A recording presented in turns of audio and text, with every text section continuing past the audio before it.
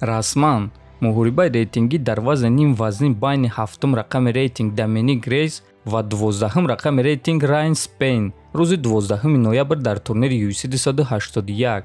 Ассалому алайкум дӯстон, хуш омадем ба шабакаи мо. дар навори имрӯза барои шумо тозатарин ва муҳимтарин хабарҳоро аз ҷаҳони ММА омода кардем. барои пешравии канали мо лайкро зер карда 3-4 калима комментария нависед. мо боша наворро оғоз мекунем. дӯстон, барои шумо беҳтарин хабар. акнун шумо метавонед аз ширкати шифофармо ҳама намуд доруҳои гиёҳиро бо нархи арзон ва сифати олӣ дастрас кунед. доруҳо барои хароб ва фарбешавӣ, дарди дил, дарди меъда, пастаҳо барои хунукзадагӣ, барои қавӣ кардани мардонагӣ, барои шахсоне ки фарзанд ёфта наметавонанд, равғани усма, хилба, равғани сиёҳдона барои ҳамаи дардҳо, шампунҳои гиёҳӣ. худи ҳозир ба номерҳои дар рӯи экран буда занг зада доруҳои даркории худро бо нархи арзон дастрас кунед ва ҳатман аз номи канали Паҳлавон гап занед. ҳамин гуна шумо ҳам доруҳои даркории худро дастрас мекунед ва ҳам канали моро дастгирӣ мекунед. чемпиони UFC дар вазни нимёна Камаруддин Усман гуфт ки Ҳамзат Чимаев бисёр суханҳо гуфтааст ва бояд ки дар ин суханҳояш ҷавоб диҳад. бале, Чимаев бисёр чизҳо гуфтааст, аммо ӯ рақиби навбатии ман нест. барои ҳамин ман дар фикри ӯ нестам.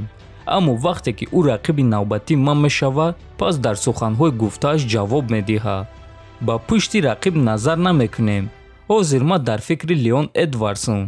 Ҳамзат якчанд суханҳо гуфт ки ман хеле хуб дар ёд гирифтам ва вақте ки вақту соаташ мераса, пас ман Ҳамзатро маҷбур мекунам ки дар ин суханҳош ҷавоб диҳад, гуфтааст Усман. хотиррасон мекунем ки Камару Усман муҳорибаи навбатии худро аллакай рӯзи 21 август зидди довталаб Леон Эдвардс дар турнири UFC 278 мегзаронад.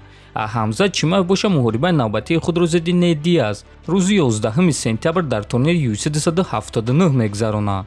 ва дӯстон, эҳтимоли калон аст ки агар ҳам Ҳамзат ва ҳам Усман дар муҳорибаҳои худ ғалаба ба даст биёранд, пас рақиби навбатии Камару Усман Ҳамзат Чимаев хоҳад шуд. яке аз варзигарони машҳури тоҷик Муҳаммад Наимов баъди якчанд рӯз аз ғалабааш дар муҳориба зидди Сидиқ Мудуев ба ҳамватанон ва мухлисони худ муроҷиат карда чунин навишт: ҳаматонда раҳмат бародаро, ман дастгирии шуморо дидесам, қабат гӯш гирифтесай танам. аввалу охир Аллоҳи бузург, иншааллоҳ мо ба мақсад мерасем ба хости Аллоҳ, навиштааст Наимов.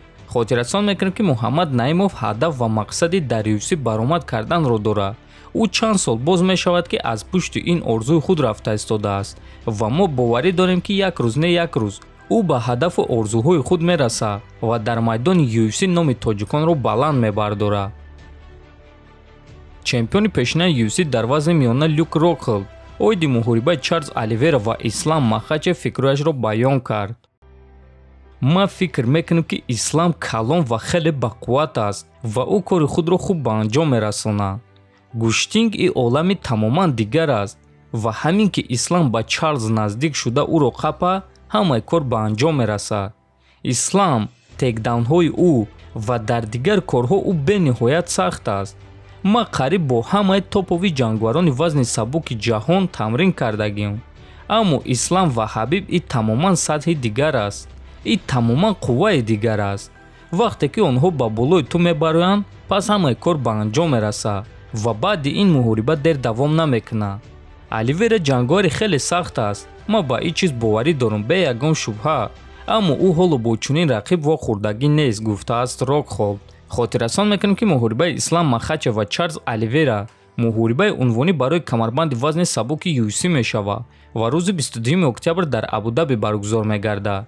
ана худи Люк Рокхолд боша муҳорибаи навбатии худро аллакай рӯзи 21 август дар турнири UFC 278 зидди ҷангвари хатарноки бразилӣ Пауло Коста мегзаронад ва бояд қайд кард ки Люк Рокхолд баъди 3 сола танаффус ба қафас мебарояд. Пауло Коста боша баъди 2 мағлубияти пайдарҳам ва ғалаба барои ҳардуи ин ҷангварҳо хеле муҳим аст. дар ҳамин ҷо дӯстон, навори мо ба анҷом мерасад. ҳатман дар канали мо обуна шавем, фикр ақидотонро нависен. то боздид, хонободу сарбаланд бошем.